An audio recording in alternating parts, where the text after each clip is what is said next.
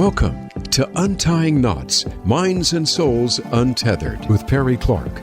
This program looks at mental health from unique perspectives and shows you how to manage your life by finding the knots that help you and stay away from the ones that could be a disadvantage. Now, here is your host, Perry Clark.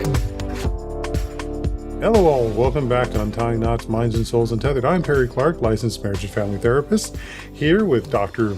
Mercedes Samudio, and it's that time again. We're going to have a TheraBlerding out, and I should say that this episode will be our last one for Black History Month, so I think it's very appropriate that you probably can guess what we're here to TheraBlerd out as on Marvel Studios' Wonderman. Hello again, Dr. Samudio. Oh, I'm so excited to talk about this. Cannot wait. Good. So overall, hell, go ahead and start us off. Yes. So overall, this show is like a 10 out of 10. Like, I feel like the MCU has built this wonderful like foundation where something like this is believable, plausible, it makes sense, and it's led by Yahya Abdul-Mateen II, who's an amazing actor. I don't know if you've ever been in his stuff for those of you who are listening, but he's done some amazing Afro nerd stuff. He was Black Manta in Aquaman, which again, watch Aquaman for him. He was like in the remake of Candyman. He was in The Get Down on Netflix randomly. Like he's just and Watchmen. In Watchmen. And Watchmen. God, we should do a whole thing on that. All right. But I like this guy. And I love, number one, that it's really centered on his internal process as a Black man in LA trying to figure out how to exist as an actor, as a working actor. And kind of like the superhero stuff is in the background because he's auditioning for a superhero film. But it's like, that meta commentary really, I think, helped this show tell a really like HBO level show on Disney Plus, if that makes sense. And so I would say overall, I think the show nailed what it was trying to do. If it was trying to be a discussion on superheroes and how silly they can kind of be and how engrossed we can be, it did that. It brought back Trevor, which was like a much maligned character in Iron Man 3 who has seen this wonderful arc. He was in like a random short. He was in Shang-Chi, right? Like he's been around and now he actually serves such a beautiful purpose as Simon's mentor, Trevor's, right? Played by Sir Ben Kingsley, right? And Sir Kingsley. Sir Ben Kingsley, yes. Put the Sir on it. Like you put the doctor, you put the Sir on it, right?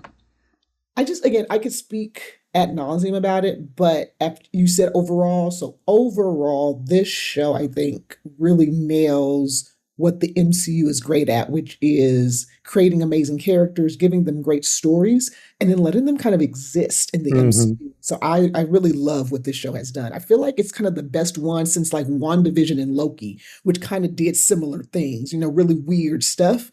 I think this one kind of really did it and took it way past even what Loki and WandaVision was doing.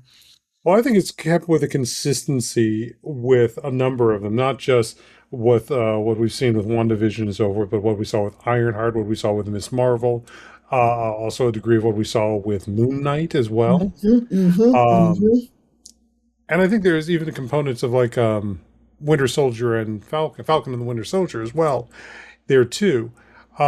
What I think, and again, overall, I do very much enjoyed it, and it gets into something else, which I'll get into in a minute.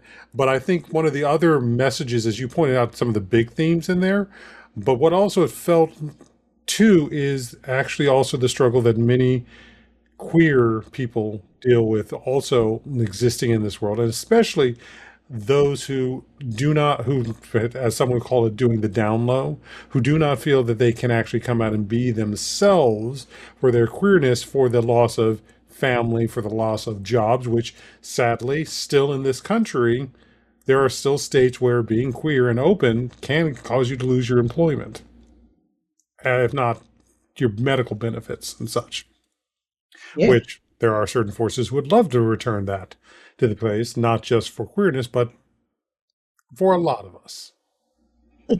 Not lying. And so I think that is one of the levels that I was very much recognizing and seeing there. Now, on another angle, and this was what I was talking to my partner about, is that I think this really harkened back to the true ideals of Marvel original comics, when the standpoint of what do you do when you have these great people with abilities and so forth that are just trying to live and have a life, versus what we have also seen that has sort of morphed into is the professional hero. Yeah, yeah. I love that. Yeah, because I mean, it comes back to the harken back to, like, originally Spider-Man paid his rent and paid his tuition by getting all the photos of him in action. Yeah, yeah, yeah, yeah. Peter Parker was Spider-Man's photographer. Exactly.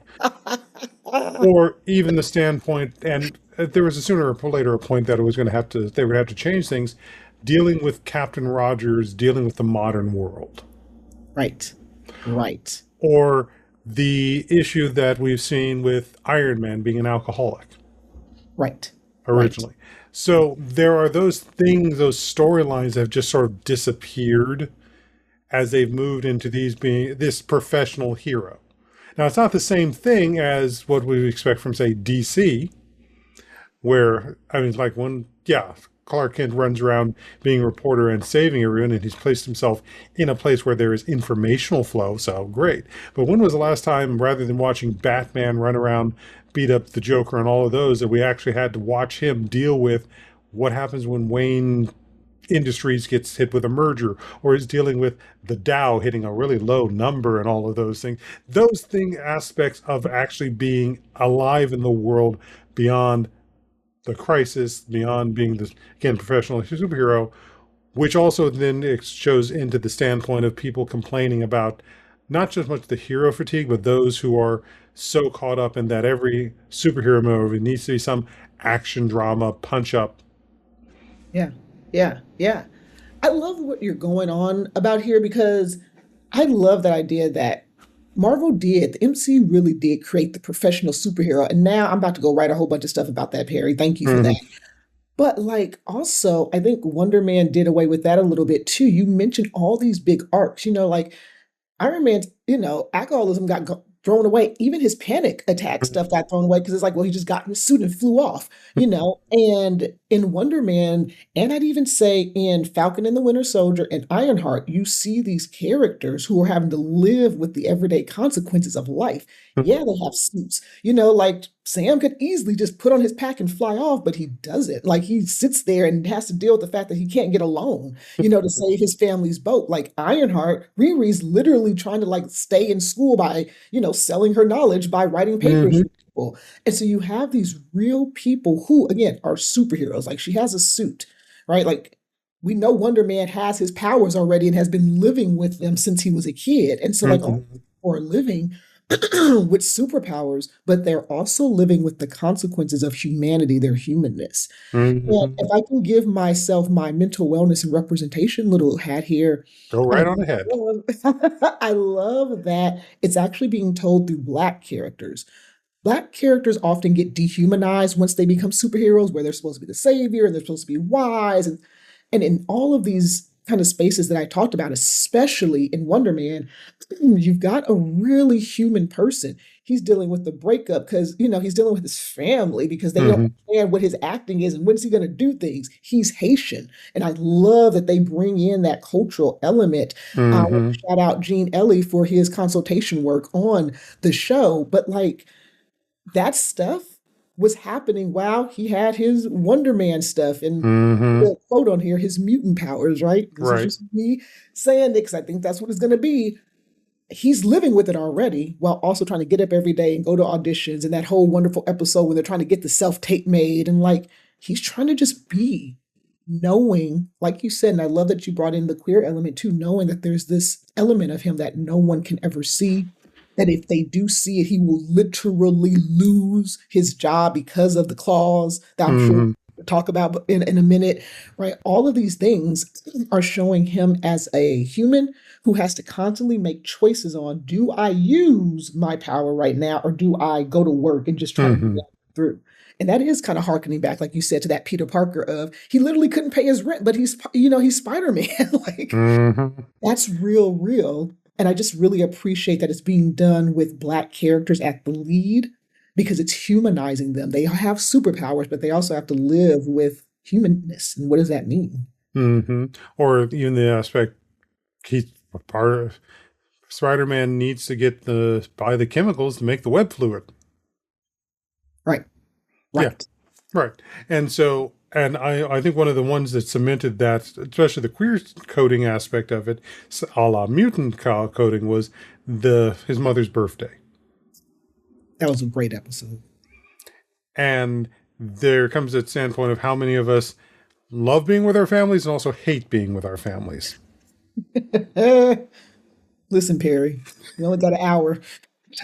Right, I know we only got an hour, but just that nature of it, and even this just the standpoint. And I would even say even for neurospicy folks feeling that same way too, in the fact of everyone around you seems to be having a good time and you're not. Yeah, yeah. I even like that scene where as Trevor's talking to his different family members, how they're like, "Oh, I never liked him. Oh, he was always so weird." Right? Mm-hmm. Like you said, it's that under stuff, right? It's the queer identity where people know who you are, but because you can't be fooled, they make up all these assumptions about you. It's the Mm-hmm. neural spiciness where people are like, what's wrong with them? Why can't they just? And so Trevor's getting all of that as he's talking, but Simon's kind of getting it too, where his cousins are like, what do you do all week? Who are Mm-hmm. you? Right. And so there's this idea again that he's living in the real world. He can't tell everyone how spectacular he is. He can't show his fullness because he's got to live in the confines of everyone wants me to have a 9 to 5 job. Everybody wants me to bring home a paycheck. Everyone wants me to be Mm-hmm. boop, boop, boop. Like his brother, Mm-hmm. who is doing that, who's an insurance agent and is doing the right thing Or and is he? built his mom the kitchen. And like that Mm-hmm. parallel, I think was such a well done moment to just show just how isolated he was, but just again, how human he is. Like you said, every one of us has to show up to our family's functions and deal with that. Mm-hmm. Whatever, like that, you know? Right. Or especially when he's talking to the two cousins and then they switch to Creole in front of him, like he doesn't know the language. Yes. He may Yes. not speak it, but he can understand it. Right. Right. And Very, very much something that happens to families a lot. They think you don't speak it anymore because you're too American or you've assimilated too much. mm-hmm. And the fact of the matter is, I know that you're talking shit about me, which also brings in the aspect of then why am I supposed to feel safe being around you? There's also something else that was kind of insidious throughout the whole show, which is, and I love the mystery of it, but I also think it's real. What happened to him around the kitchen fire when he was a Well, kid, right? not just that, but what happened to his dad? Both of those, because I think the kitchen fire makes a lot of sense. As we saw, he was struggling with controlling his abilities. And we also got a hint of that when his dad decided to take him to see the Wonderman showing. Clearly, he was getting bullied at school. So wouldn't surprise me if the kitchen fire has a moment of where he got, as we all do, in the ruminating thoughts about what's going on and the control that he had, what level of control he had, got broke. Yes. But again, I'm actually more concerned. It was like, what happened with his dad? Yeah. And was it, again, one of those moments where there's even a guilt for himself, feeling like, was his dad passing something, again, related to those moments where he couldn't control it? Or is there also something related to why those powers exist in the first place is connected to why dad died? Yes. All the above. All the above. And Yep. there are times when it's mentioned, like both of these elements are mentioned. Oh, the fire when he was a kid. Oh, his dad is no longer here with us. Mm-hmm. Like these things where no matter what, no matter how the narrative shifts, your brain continues to wonder, are they connected? And for those of us that are like very deep into this MCU mythology and kind of have that X-Men space, we're also like, okay, well, don't the like mutant powers usually turn on around puberty? And they said his happened around like 12 or 13. Like all these things are starting to like just boop, boop, boop, boop, boop, link up. Where again, it's still in the background though. And I like that for him, he's carrying the weight of both of these stories. We don't know how he's put it together, how he's conceptualized it, but it comes out a lot, I think, in how he shows up in his family. He feels, like you said, that guilt, that weight, that insecurity. And I would say, probably since those things happened, whether they were connected or not, he's probably had to do more and more and more of pushing down his powers so his family doesn't know or they don't talk about it. Hmm. At that same birthday party, anytime Trevor asked about it, everyone just kind of ran away from it. No one wanted Hmm. to talk about it, right?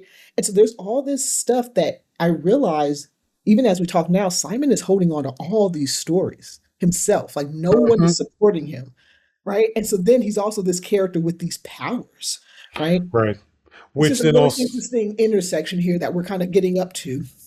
which also gets into the aspect too is what happens when sadly our family is actually the toxic place and our friends outside of our family are actually the healthier place. Yeah.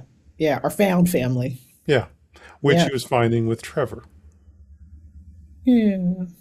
And of course the difference being, and as Trevor's character pointed out, not only his history with the Mandarin, which was open, his own history with addiction. Mm-hmm. Mm-hmm. Mm-hmm. That part of it was so beautiful, by the way. I found myself being like, is he playing another game? But then when I actually sat down and thought, well, when did Iron Man 3 end? It was actually 13 years ago. So they're actually like within that. And so for Yeah. him, always, number one, say it. Nope, I'm sober, 13 years. And to have everyone respect it was very important to me. No one said, are you sure? You sure? Like, Hmm. no one did that. The minute he said it, people were like, cool, right? Even when he said it to the Haitian guy, he was like, cool, right? The brother. Hmm. When they were at the bar, and they've been at several bars, he has like, a cute little drink. Yeah. Everyone supports that. And I think to me, that's a piece of, again, mental wellness and representation. I really want to pull out when people are living in their sobriety, it's important for people to be able to say, despite you being the Mandarin, despite you being this weird guy, this celebrity, I respect that you've chosen sobriety as your lifestyle, right? That's Hmm. important to me. I just want to kind of pull that out there. But I love those elements because we just talked about how the superhero genre tends to breeze over alcoholism because they could just fly away. Well, Trevor had to deal with it. He got, he went to jail for being the Mandarin. He had to kind of deal, if that makes sense. And so I think those parallels are kind of why he and Simon connect, right? Oh There's yeah. a level of understanding what it feels like to be trapped inside of your body, right?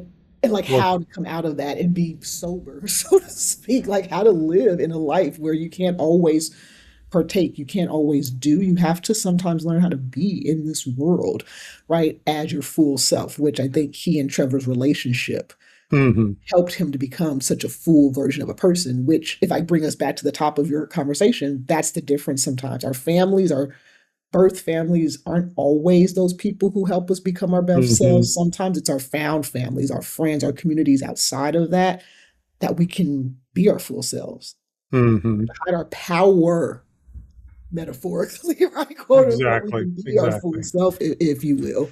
Right. I Well, went so on a lot of tangents there, but I'm like yeah. so engrossed in this conversation. So, So yeah. why don't we also hit one of the other major elephants in the room with Wonder Man, which is in the comics, Wonder Man's white.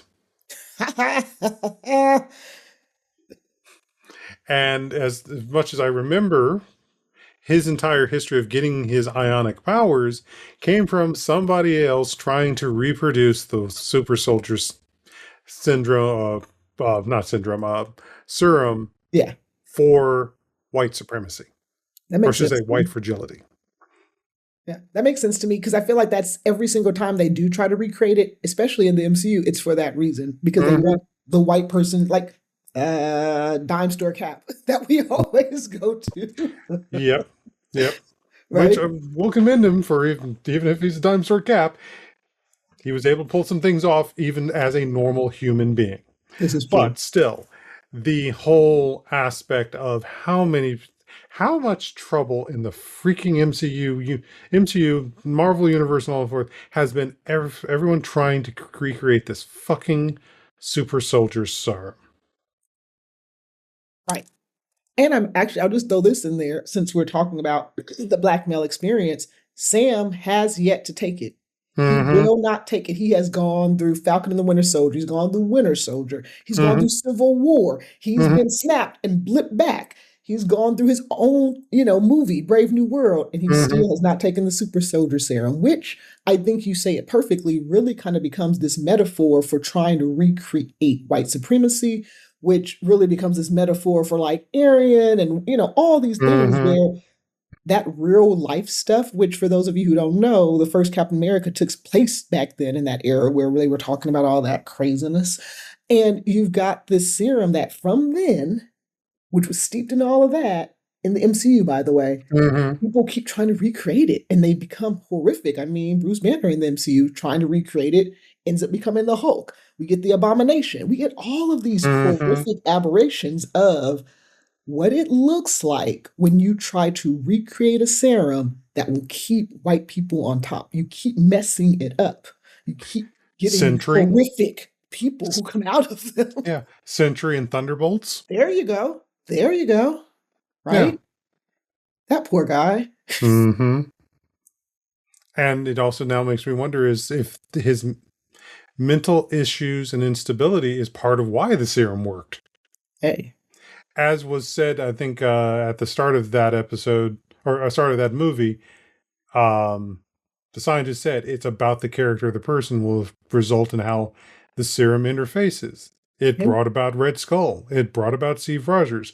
And if we are, as long suspected, it's part of the most critical component is the heart-shaped herb from Wakanda. Yeah. But Yeah. either way, and everyone trying to substitute that one component probably. Because you can't get it. It's only in Wakanda. Mm-hmm. Now, that also said, this also brings in which I admit, I didn't hear a lot of the complaints about the whole racial reversal with going with a Haitian family, but I think it was beautifully done because, again, it comes back to one of the other big things that is the major parts of any of the superhero things is what is their support system? Which I think the MCU has been doing differently. Even with Riri and all of her stuff, she had a whole family, she had aunties, she had people, Same as Sam. Sam had a whole family of people in New Orleans that was waiting for him. I think it's important that, and Kamala also, like she had her family and things like that. I think it's really important that that actually gets represented as well, especially if you're going to bring in this person's racial and ethnic identity, right? I think if you're going to say that this person is a Haitian superhero, then that culture is very communal. That culture is not like, oh, he's off by himself. He might think he's by himself, but like you saw at his family's house, everyone knows him. Everyone has an opinion about him. He's part of the collective for better or for worse. These things I think are really important when we're talking about representation because no matter what we think about the story, it's those subtle nods of seeing people in community that we start to notice, okay, these people aren't isolated. The rhetoric and the stereotypes that I've heard about, these groups of people, it becomes a way for me to actually see what this looks like without someone beating me over the head saying, look at his race, look at his family, look at his country. He just showed up. He said, I got to go to my mom's birthday party in Pacoima. And they show up and it's this huge family and cultural explosion here that for a couple of episodes before, he just seemed like he's this isolated guy by himself, right? And I just appreciated that a lot because I think it helps us to really understand. And you brought up Sentry's mental, wellness. His family life was totally different. He grew up a lot of abuse and a lot of domestic violence, right? He grew up in a world where he wasn't safe. Whereas Simon, even though he had powers that made things overwhelming, he did not grow up in a family that wasn't safe. His family knew who he was, even if they tried to stifle it. They knew who he was, right? And I think there's that parallel there that when you look at someone like Sentry and Bob coming from something like that, not saying these people don't have darkness. We understand Simon still has to mask his power, his whole self, but there's still a sense of community that I think Simon had that when you look at people like Sentry or even Tony Stark, they didn't have that, if that makes sense. Which then I think you also hit on one of the other messages there too about the standpoint of the family trying to push down becomes that aspect of as one of the several talks that we have to have as people of color growing up in this world, knowing it's not safe, if it's not, and I'm not talking about the sex talk here, folks. Yes. Yeah. We're talking about the conversation that comes up when you realize that you are a person of color, when you are having the conversation about what to do about the police, and most especially, what does it mean for you to express your anger? Which has so many intersectional elements there, right? With the Mm-hmm. argument, because you've got the angry Black woman, right? Mm-hmm. Space there, but then you've got the scary Black man. So Mm-hmm. Black male anger is scary. Black female anger is aggressive, right? In Mm-hmm. your face, right? And then you've got all these other elements that, again, like I said, have become caricatures even now. Like you can't even humanize these people because they become such characters, right, in your mind. And so then you get a show like this that says, we're not going to make him a character. His stuff is back here. Mm-hmm. What does it look like for this person to exist in a world that says suppress it all? Your family has said suppress it. Your industry has literally said suppress it. You won't get a job if you don't suppress it. How do you live in this world? How do you find your true voice and your true self? I think that question is asked quite a bit in this show. Very much so. And I think that's a perfect place for us to take a pause and take a break here. So we will be back shortly to continue our discussion and hit some of the other stuffs like the Department of Damage Control, because I so want to talk about them. In our next half here on Untying Knots, Minds and Souls Untethered, I'm Perry Clark, licensed marriage and family therapist, here with Dr. Mercedes Samudio, and we're going to continue TheraBlerding out in a few moments. Stay tuned.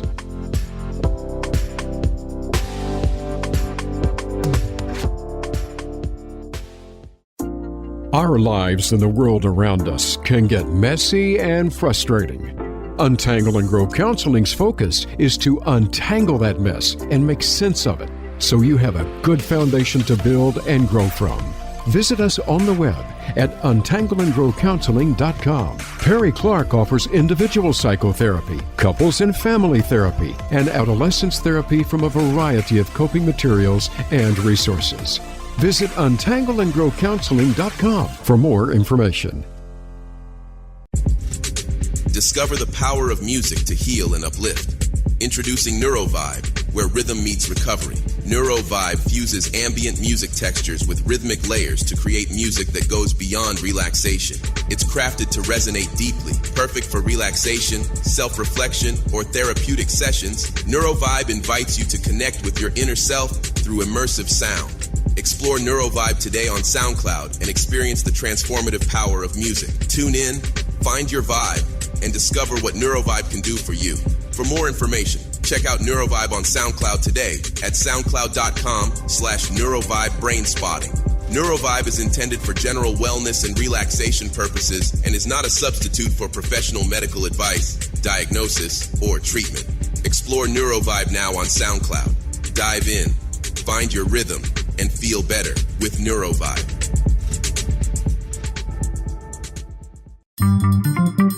Voice America is on LinkedIn. Connect with us today.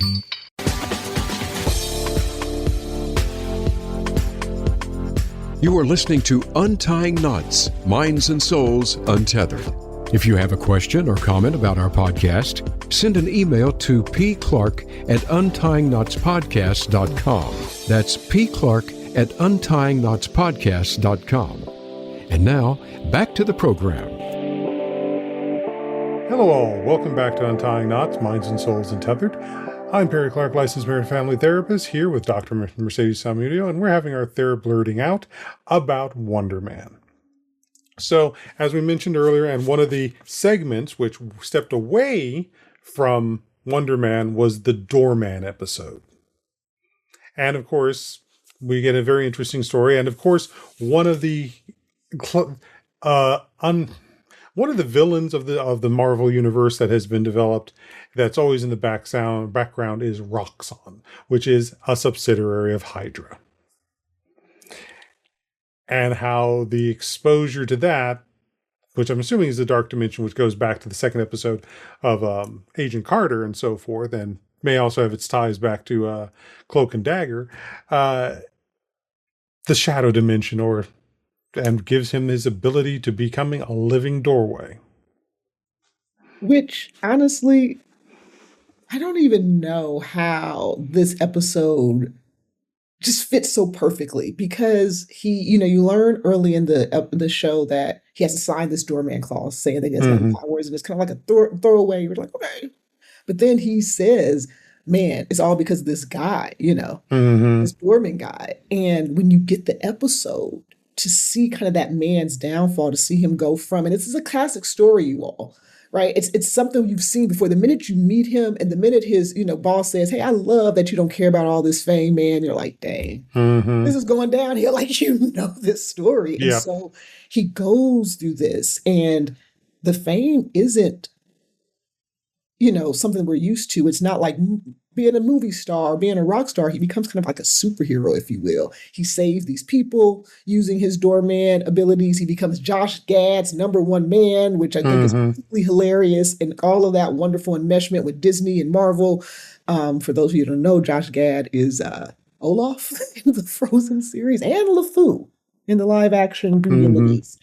But this whole story about him kind of dissenting into not getting to know himself, that as this doorman to everyone, he's kind of got lost himself in this superpower, to his final descent when he loses, Josh Gad in the void there because he has his own substance use issues, his own alcoholism that he's using to kind of manage the overuse of his power.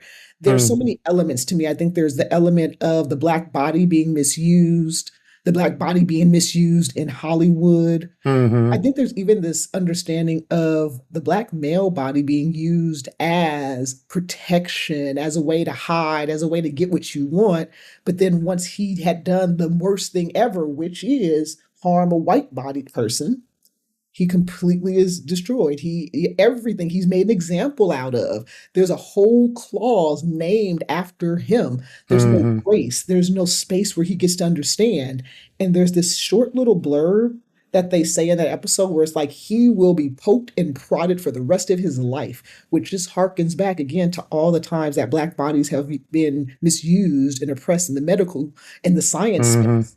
And so there's all these elements that are going on, and what you see visually is a cautionary tale about a superhero whose powers have gone kind of wonky. But there's all these layers there that I think, for me, again, just throwing in that representation space, I hope people take the time to understand what elements they are. And I hope if you listen, you go back and listen, look into what it has meant for Black bodies to be scientifically exploited, medically exploited, in the Exploited industry in the exploited, entertainment industry. in the industry, right, exploited. Like that whole episode, I think, just wove it all into what happened to him, and Hmm. how now it's an example, right? And another black man years later, or months later, is now having to deal with that example.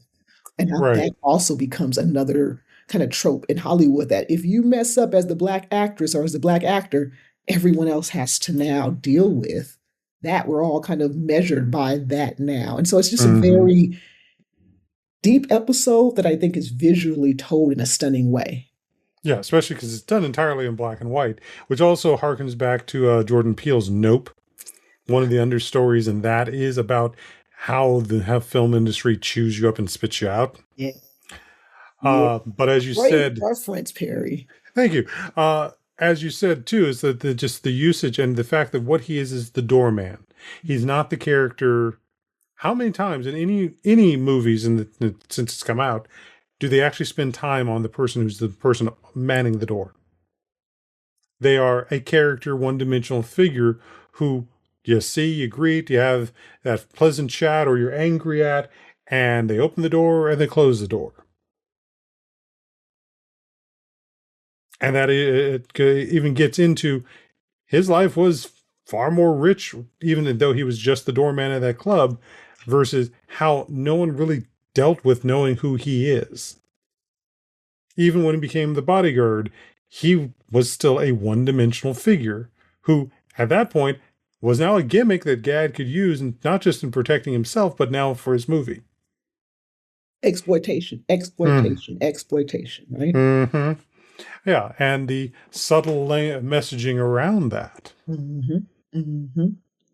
And I think it's kind of layered too, because it's one episode that I think also shows us that parallel for Simon. He's in that same industry. He is fighting in that same system, if you will, for a voice for who he is. And he Mm-hmm. hasn't yet been exploited in that way.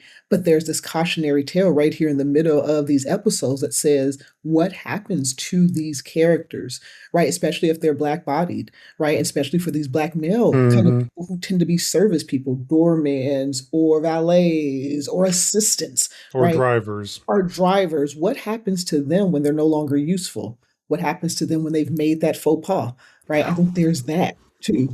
Which, if we were talking about horror movies, this would be the first black character that usually Mm, gets killed. yeah, yeah, yeah, yeah. Yeah, that trope too, right? Mm-hmm. We're used always, right? That black body is used as sacrifice for someone else's story, right? Or as the means to show just how dangerous, quote unquote, the evil is that they're going to have to, or the monster is in the story. I So, agree. I agree. I agree. so there is that. But it also, and then as we do segue talking into the standpoint of him being test and product, which it took a moment for them to realize, even though it was in black and white, they were doing modern time and clearly after the blip, Yep. with the fact that they brought in damage control, Yeah. which we were introduced first and foremost in Miss Marvel. hmm hmm And the fact that we see them as a constant antagonist who has brought Trevor in to try and get the information and show that Simon is somehow nefarious. Yeah. The Yeah. automatic assumption, because he's got powers, he's automatically nefarious. He's automatically a problem, which we also come to find out is because they're having budgetary problems. Which again, that always happens, right? When that establishment has these issues, we have to find people to Mm-hmm. scapegoat so that way we can get our authority back up and people can invest in us again and believe that we're the authority. And I love that you brought them up because, given what we're dealing with in today's world, damage control often comes in and oppresses groups of people, right? So if you think about Kamala and Miss Marvel, right, coming into the mosque, asking all these questions, being completely kind of profiling these group of people, Mm-hmm. right? Even with Spider-Man, I think when they were in that for the brief period of time, kind of profiling superheroes, and as we're coming into the mutant saga here, probably going to end up profiling mutants in the same ways that we're seeing our modern life institutions like ICE and our administration Mm-hmm. profiling groups of people. And so it's kind of interesting that this group that's been brought in to be the Office of Damage Control, which usually is about the people who are living with powers, kind of parallels our own modern world where these groups of people have been brought in to profile and exterminate whole groups of people, so to speak, right? And so I'm looking at damage control in that same way a lot of the times. And these bodies that they tend to kind of always come after tend to be black and brown bodies. Like they're coming after, like, Or yeah, Simon is bad. Automatically he or has powers. or additionally, those that might be neurospicy or dealing with mental health There you issues. go. There you go. There you Uh, go. Additionally, I think that's also an interesting standpoint of just also, I don't know how much of it's also just the need of the universe to maintain its structure, but we've seen Shield, Mm, we've seen Sword, mm, and now we've seen Damage Control. mhm, mhm. These large organizations, which in their own way they think they're meaning well, becoming so top heavy and bloated that they end up destroying themselves. Yes, very much a parallel, I think, to what we see with authority like that. There's this idea, even when I think about the Sokovia Accords, that we're going to Mm-hmm. contain, we're going to decide to list these, requirements and these characteristics. If you fit the profile, then we can, protect everybody. There's also this critique too, a lot of times, that those types of institutions in the MCU or in our real life are trying to uphold a certain standard, right? Mm-hmm. Usually white supremacist, white bodied standard where if you do this, you're fine. If you don't, then you fit the profile and we've got to enforce, we've got to surveil, we've got to police. Or non-mutant There we go. as well. There we go. Mm-hmm.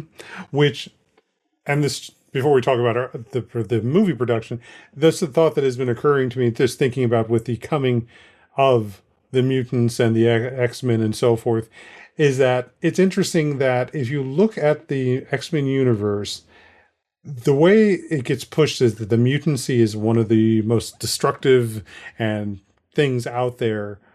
But at that same time, and again, you look at some of the history, they're still dealing with race issues too.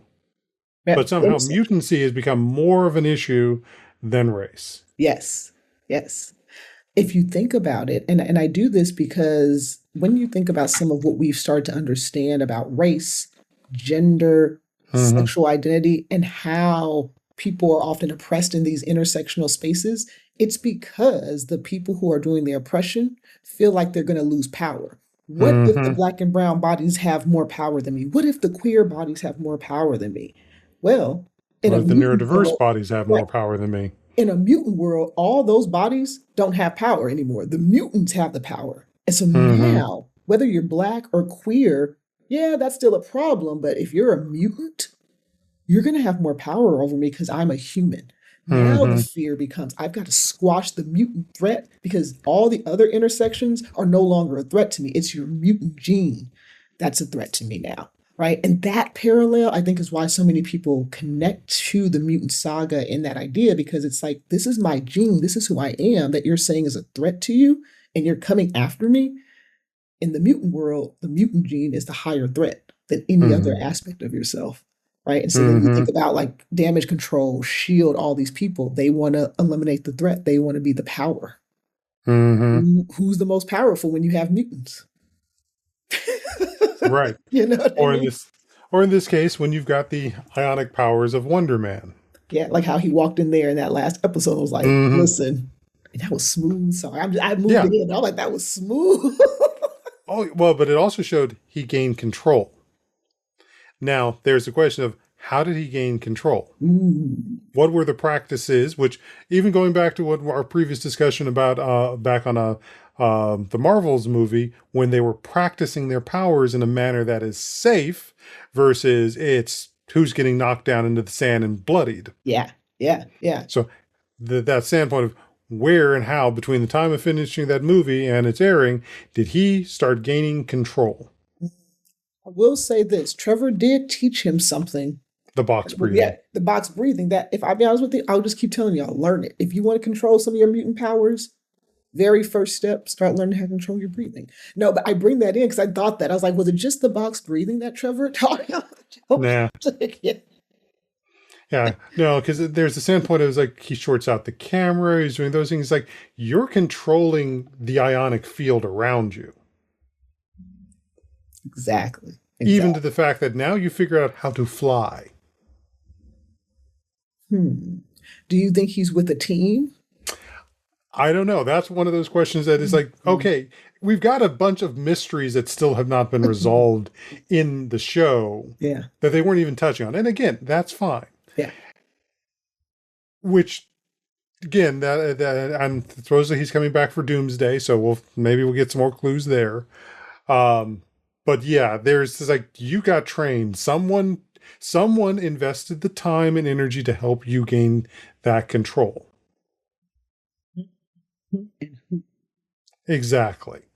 And they were an effective enough teacher to then let him go off and do his one-man rescue of Trevor at damage control. Yeah. Which was great, by the way. Exactly. Now, let's talk about the other one of the major stories in it, which was also one of the biggest underlining, the making the movie of Wonderman. And so we also got a slice of life into the aspects of some of the exercises and things that actors go through. Yeah. Which was Van Novak or Van Kovac? That's his name. Van Bon Kovac. Kovac. Yeah, Bon Kovac. Yeah, that guy was really great. We know him from Superman too. He plays the guy of the president of Baravia, one of those presidents. But I really liked that episode because you talked about that process. And so you watch him go to the audition, you watch him get the call back, you watch him try to get the self-tape, and then he finally gets there. And what I think is interesting is you mentioned it earlier that Simon is Black, right?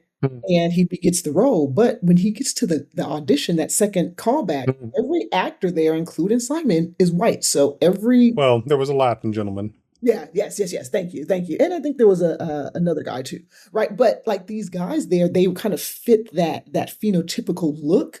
Whereas you could tell that Simon was again the only kind of person there that did not fit the look of the Right. old guy, if that makes sense. And what I appreciated about that whole thing was I think they were talking about Von Kovac being kind of that eccentric director, right? That Christopher Nolan director where nobody can Hmm. have phones on their set, or that James Gunn director who everything has to be perfect before, they finalize it.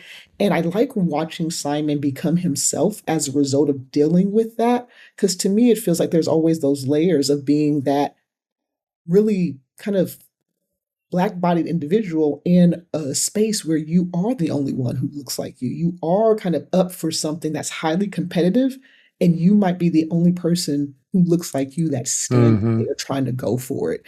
And so what I appreciated about kind of having him paired up against that was that it kind of becomes another element of, despite his powers, he's not really fighting always against that. He's oftentimes fighting against the world that says, you're this black guy. Can you really Hmm. do it?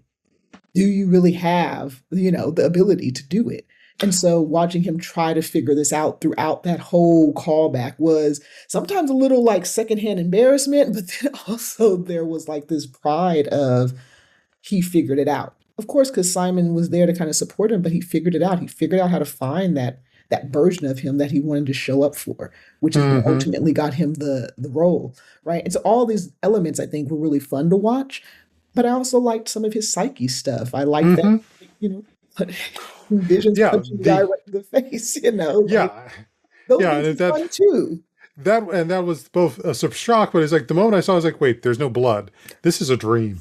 And I just sort of instantly knew that the mechanism. But what we also saw as also a recurring thing is how his own overthink gets in the way. Mm, mm, And yeah, in some ways, even though he's well intentioned, it sabotaged when everybody else has other patterns they need to be working on. yeah, yeah, yeah. And I think that's another intersectional space that when you are a black-bodied individual, you're always overthinking. You're always trying to measure what's happening in the room so you can be safe. And I think that got in the way sometimes of Simon being able just to be in the moment, be present, right? Whereas some of the other guys, they had, different elements of, I don't always have to be safe. Trevor literally just goes into the scene. He Hmm. doesn't even worry about it. He, starts playing, this, air, trombone when Von Hmm. Kovac plays that song. Whereas Trevor kind of sits there trying to figure out the meaning of the song, you know. And I feel like Hmm. there is, and I'll say this, I think when we're looking at Trevor, who is a white bodied individual, and Hmm. Simon, who's a black bodied individual, there are things about just going and just doing it and just doing your best that a lot of times people miss when you're dealing with marginalized bodies. Sometimes we're in our head, not because we're not talented or not just because we're insecure. It's oftentimes because we're assessing threat and we're making sure we're safe in this space before we do, express ourselves fully. And so that's an element that I don't think Wonder Man needed to dive into it because we were diving into other elements. But as people are watching this parallel, being mindful that that intersection matters. And when you're like, oh, you're overthinking, I want to just encourage you to kind of pull back and say, hey, what are you thinking about? In Because I addition, think I that would. overthinking sometimes can be beneficial to the Hmm. person, the Hmm. marginalized body. It's not always I'm insecure. Sometimes I'm just trying to make sure this is a safe space to express myself. And in addition, and another element to that is also that standpoint of I've only got one chance at this. So for all intents and purposes, now I'm also dealing with the stress that I have to succeed. So what is going to make the best option for me to succeed in this moment, which can also get caught up in that overthink with the safety as well. I agree. I agree. There's pressure. What if Hmm. I fail? What if I don't make it? And again, we've seen through the series, his family's already on him, right? About are you even acting? Are you even doing this? He lost a role earlier in the series because he was overthinking and doing too much. They asked him just go ahead and leave for the day, And so it's like Hmm. there's this pressure that if I overthink, will I get kicked off again? Will I have to go back and tell my family, I lost another role or I didn't get this role? You know what I mean? So I Hmm. think that pressure Hmm. also does add to your anxiety and that overthinking that what if I mess it up? You stay up here. And it's hard to kind of get into your body, which you and I, as like somatic therapists, know that. Like that, those spinning wheels, it's hard to connect back to like where I am right now when you start spinning your wheels like that. Right, exactly. Which then also leads into another thing that we were getting from Van Covet was his idea of the story for Wonder Man was something about redemption, Yeah. which, and I think I've said this before, I mean, I do support redemption. I just don't think it's as common as we've seen so many stories from various mediums putting out there. Yeah. Yeah. They've lost the aspect that redemption requires work That and it piece. requires accountability. Yeah. And I think it requires community too. I don't think you can do redemption isolated. Right? You have to be a part of a community. They have to hold you accountable. You have to understand how your role and your behaviors influence the community, right? There's that restorative justice piece that I think always needs to be there. But I really agree with you. I think sometimes redemption arcs happen in the matter of like, 8 episodes or in the matter of 2 hours. And people really sit and think sometimes, oh, all I have to do is get Perry to say sorry to Perry and it's over.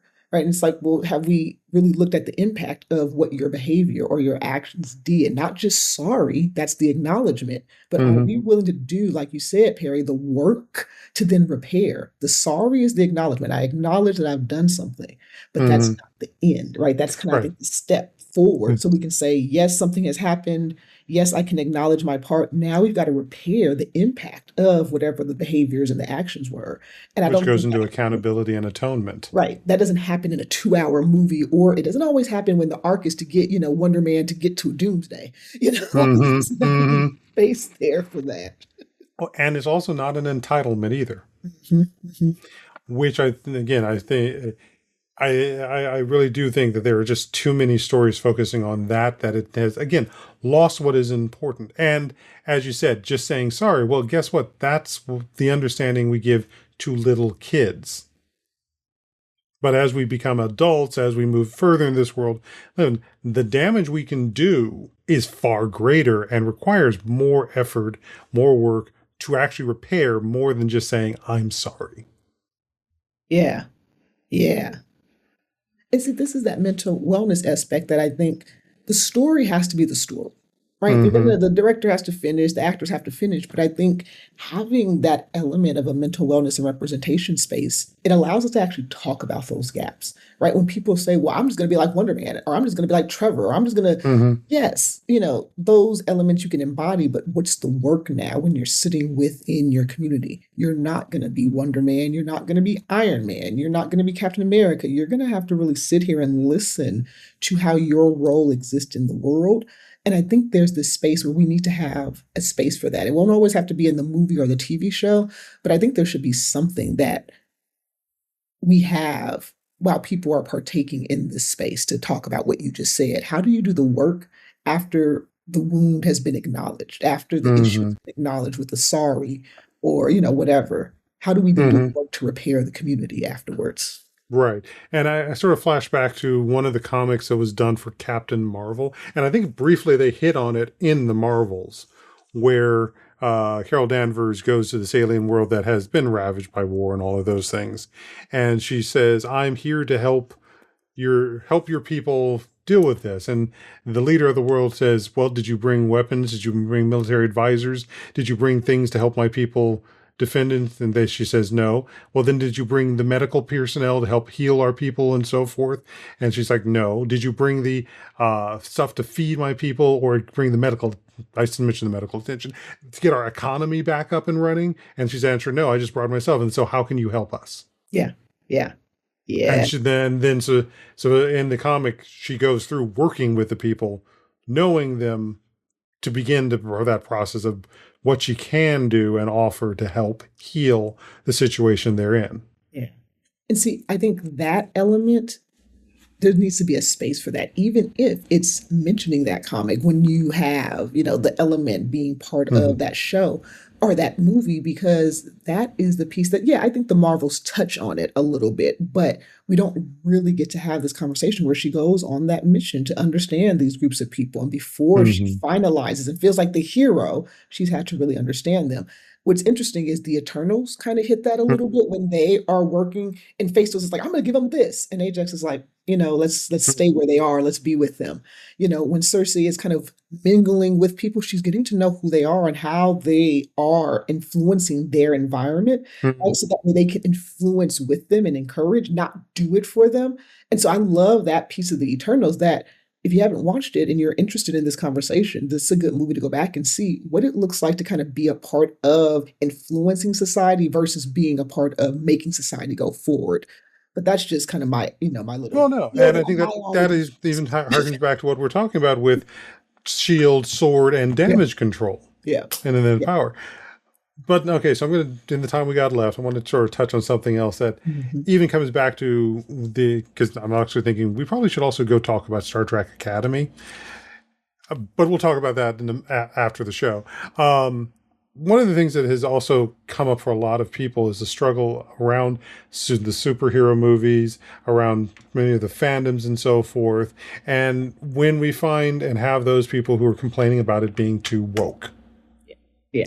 And one of the biggest things that has, as therapists, we know we need understanding. Yes. But but for more people, have you started to understand that whatever story that's coming forward from any of these things, it's working at multiple levels, and not everybody is getting to the level of these deeper allegories and so forth that a lot of stories are. Yeah. There are a lot of people who will enjoy it purely for the action. There will be a lot of people who will enjoy it purely for the fantasy and completely ignore the allegory. So when those who understand the allegory are surprised, like, how can you enjoy this and not notice that? It's like, yes, you can, because that is the level of understanding they're operating off of. I agree with that 100%. And I think it's interesting when we talk about woke, because this idea of wokeness, just for, the brevity of it, is just being aware that there are differences, and those differences influence how we navigate our world. It doesn't mean you have to even do anything with it yet, right? And so what I appreciate is that the stories, like the ones we're talking about, whether you have one or the other in this space, however you represent people, these stories actually are always woke, even when it's all white people, because you're realizing that even with all the mutants that are white, the mutant gene makes them different. It makes them different than the humans, right? And so one of the things that I'll leave us with as we kind of get to the end is, and I know I'm going to get this man's name wrong, but Carl Sagan, he said once, years ago while he was being interviewed, that you can go all of these fantasy worlds to all of these far out universes, and you mean to tell me none of these people can be people of color? They all have to be white? That to me sums up exactly how I feel about what you just said, where these are fantastical worlds where people fly and people can become doorways to other dimensions. Why can't people of color and disabled people and neurospicy people be a part of this universe, this fantastic world that you've created? I think there's nothing wrong with it, and I don't think it makes it woke. I think it makes it representative of the humans that exist in the world currently, if you open your eyes and see. That's kind of how I see it. Very true. And the frustration, I think I want to speak more to that frustration of how they can't believe these people are somehow enjoying this series but don't understand that is part of this because it works on so many different levels. Yeah, I agree. I 100% agree. And you're shocked that you have something in common with these people is because there is the level at which they are understanding it. And I hate to say this is one of the critical things when we're talking to children, teenagers, and so forth. We have to speak at the level of understanding that makes sense for them to understand the world. Yeah. If someone is looking at these movies as only something for the action and adventure, that's what they're going to focus on. They're not going to focus on any of the other things. I agree. And so do not keep stressing yourself out because they're not getting that to the level of recognizing the allegory. Yeah. I think it's and the metaphor. I think it's because people just want people to understand. They want it. There's this desire that if you could just see it, you'd understand. And I really want to just kind of, piggyback off what you said. people see exactly what they're able to see and what they have the capacity to see. It's like that movie Bird Box, where it's like, I could open your eyes all day, but like if you don't see, if you don't want to see, you won't see. And so I echo what you're saying. I think there are a lot of people who just watch these films and they're just entertained and nothing stirs for them. They don't see or even feel any of those layers there, versus people who might have a different lens, who might be in a different body, that these stories activate you and kind of bring you alive in different ways. And so I agree. I think meeting people where they are, if you have the capacity to do so, but if you don't, acknowledge that I don't have the capacity for people who can't see the allegory, and give yourself grace to say, I don't have that capacity. I can't have this conversation, right? Because I agree with you. People can only see at the layer that they understand and have the capacity to see. You can't kind of force it, if that makes sense. And that also becomes into the aspect of one of the complaints about what stories are getting made, because I think we're also going to be seeing, and what we are seeing, even with how Wonderman was marketed, is that struggle. Yes. And that struggle to whether that energy is being put in, whether these stories are getting made. And as we are, and I'm going to go ahead and make this as our segue into pitching, these are not the only places we can get these stories at. I know for this month, we're going to be shown at the end of the month, but you can find it on plenty of VOD. The Apochromatic Unlimited on YouTube and Twitch has been doing an entire month of tabletop role-playing games that are all Black centered around Harlem Renaissance. I have a game in that myself that's called Dog Pawing at the Door. That's a horror story. But these are examples that we have more resources out there to be able to tell our stories than having to just keep depending on Hollywood. So with that. Yeah. But thank you for sharing that. And I think it's upsetting, but I think what you're saying is important, that you have to look for things outside of the mainstream. I know Tubi also has a wonderful selection of not just industry-led or Black-led movies from the industry. They also have a lot of indie filmmakers, a lot of people that are just kind of getting started there. And so while Tubi might not be what you expect all the time from Hollywood budgets, what I think Tubi has started to show us is that there's a lot of creativity out here in the world. If you give people just enough grace and just enough funding to put their visions forward, it's how people get started. And so I also will just add that Tubi, and it's free. It's free. All you have to do is just sign up. And even if you don't want to sign up, you can watch things for free. And so that's another thing on top of YouTube that I think you're starting to find more Black, brown, Asian diasporic people who are doing things outside of the mainstream industry because of what you said, that lack of representation and that lack of ability to see how important these stories are outside of money and making money. Yeah. So with that, we're going to bid you adieu and hope you've had a good Black History Month. Mercedes, thank you as always for coming and sitting and having our TheraBlerds out. Yeah. Thank you so much for having me and always inviting me. I always enjoy it. Likewise. So where can people find you? ShameProofParenting.com is my website, but if you look up Dr. Mercedes Samudio, you'll find me everywhere on the internet.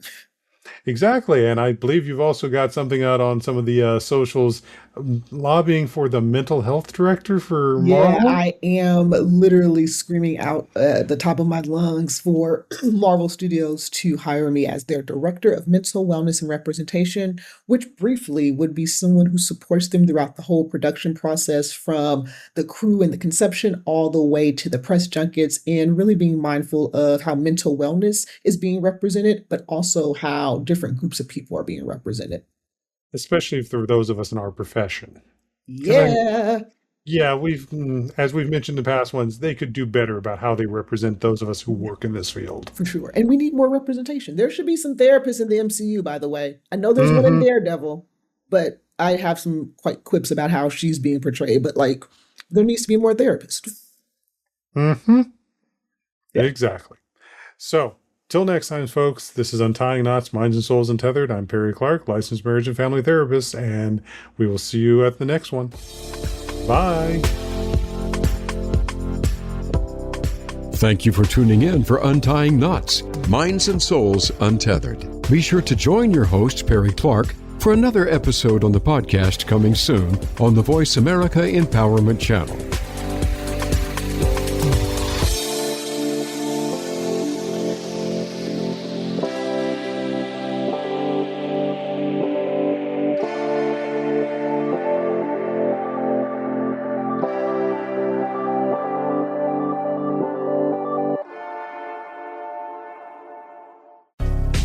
Discover the power of music to heal and uplift. Introducing NeuroVibe, where rhythm meets recovery. NeuroVibe fuses ambient music textures with rhythmic layers to create music that goes beyond relaxation. It's crafted to resonate deeply, perfect for relaxation, self-reflection, or therapeutic sessions. NeuroVibe invites you to connect with your inner self through immersive sound. Explore NeuroVibe today on SoundCloud and experience the transformative power of music. Tune in, find your vibe, and discover what NeuroVibe can do for you. For more information, check out NeuroVibe on SoundCloud today at soundcloud.com/NeuroVibe-brainspotting. NeuroVibe is intended for general wellness and relaxation purposes and is not a substitute for professional medical advice, diagnosis, or treatment. Explore NeuroVibe now on SoundCloud. Dive in, find your rhythm, and feel better with NeuroVibe.